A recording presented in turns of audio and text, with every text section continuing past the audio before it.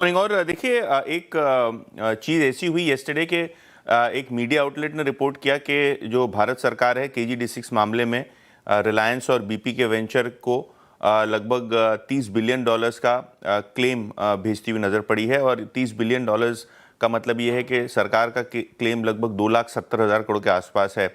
और इस जो न्यूज़ रिपोर्ट है इसका खंडन करते हुए रिलायंस इंडस्ट्रीज़ ने कहा है कि किसी भी प्रकार की इंडियन गवर्नमेंट से $30 बिलियन की क्लेम हमारे पास नहीं आई है। कोई भी प्रकार का क्लेम ना रिलायंस के पास आया है ना BP के पास आया है। ये KG-D6 को लेके सरकार जो है हर्जाना मांग रही है, इस तरीके की न्यूज़ रिपोर्ट्स थी। इनफैक्ट जो एक्चुअल क्लेम है KG-D6 ब्लॉक का वो लगभग $247 मिलियन है, यानी जो लायबिलिटी है वो 2,000 करोड़ के आसपास आपको दिखाई पड़ रही है, जो ऑलरेडी डिस्क्लोज की गई है। तो ये जो झूठी रिपोर्ट आई है और जो झूठे दावे किए गए हैं, इसके खिलाफ रिलायंस इंडस्ट्रीज़ ने एक स्पष्टीकरण किया और कहीं ना कहीं KG-D6 का जो क्लेम है एक्चुअल में काफ़ी कम है, जो कि बजाय रिपोर्ट हुआ है $30 बिलियन। देखिए एक बड़ा फंड रेजिंग अनाउंस किया है रिलायंस की हिंडाल्को की इकाई नोवेलिस ने।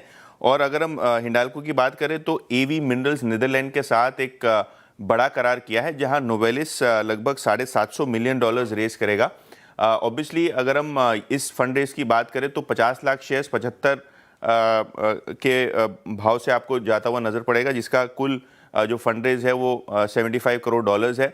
अगर हम बात करें नोवेलिस की तो इनकी जो ओस्वेगो प्लांट है उसके रीस्टार्ट की और जो एक्सपेंशन अनाउंस किया गया है नोवेलिस का, उसको फंड करने के लिए फंड रेज किया गया है। तो एक बड़ा डेवलपमेंट हिंडाल्को के लिए, क्योंकि सब्सिडरी लेवल पे एक बड़ा फंड रेज AV मिनरल्स ने निवेश के साथ ये करार कंप्लीट किया है नोवेलिस ने। ओके, नोवेलिस इंटरग्लोब के अगर आप पायलट है तो अच्छी खबर है। हाँ। अगर शेयर होल्डर हैं तो शायद इतना आपको ये न्यूज़ में कुछ मज़ा नहीं आएगा, क्योंकि पायलट्स की सैलरी अब इंडिगो ने बढ़ाने का निर्णय कर लिया है।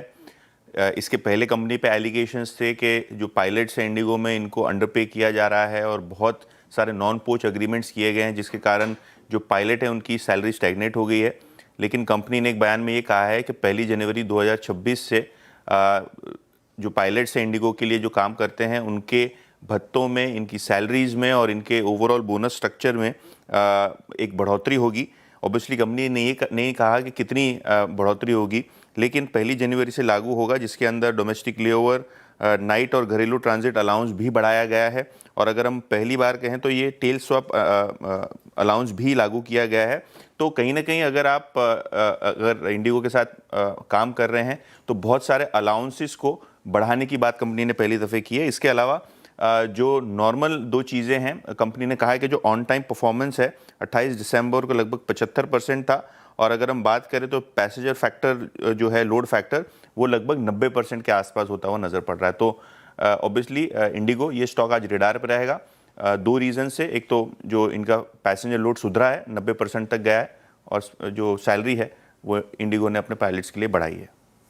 ओके, लुपिन की बात करते हैं पहले। और जो डायबिटीज़ की ड्रग है GLP-1, इसको लेके कंपनी ने चाइनीज़ काउंटर पार्ट से एक करार किया है। गैन एंड ली फार्मास्यूटिकल के साथ ये नोवेल GLP-1 का लॉन्च करने वाले हैं। और ये जो करार है वो लैटिन अमेरिका के लिए है, यानी जो साउथ अमेरिकन कंट्रीज़ हैं, ब्राज़ील, कोलंबिया वगैरह, वेनेजुएला, यहाँ लुपिन अपने डायबिटिक ड्रग मार्केट करते हुए नज़र पड़ेंगे इस जॉइंट वेंचर के चलते। तो ये स्टॉक फोकस में रहेगा। इसके अलावा येस्टरडे BL तो फोकस में था ही, क्योंकि सरकार ने इमरजेंसी ऑर्डर्स और प्रोक्योरमेंट का अनाउंसमेंट किया।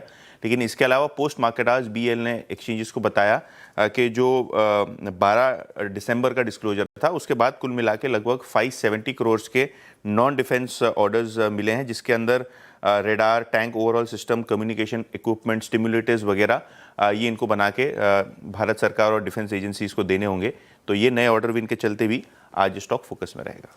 अगर हम बात करें तो दूसरे दो स्टॉक्स फोकस में हैं, जहां हम आज वारी की बात करते हैं, जहां CEO ने रिज़ाइन किया है। तो ये एक काउंटर है जो फोकस में रहेगा। पर्टिकुलरली अगर हम बात करें तो जो दूसरी खबर है, यहाँ गुजरात में 2 सोलर इन्वर्टर मैन्युफैक्चरिंग यूनिट्स भी इन्होंने शुरू कर दी है, जिस लाइन की क्षमता लगभग 1.5 गीगावाट के आसपास है।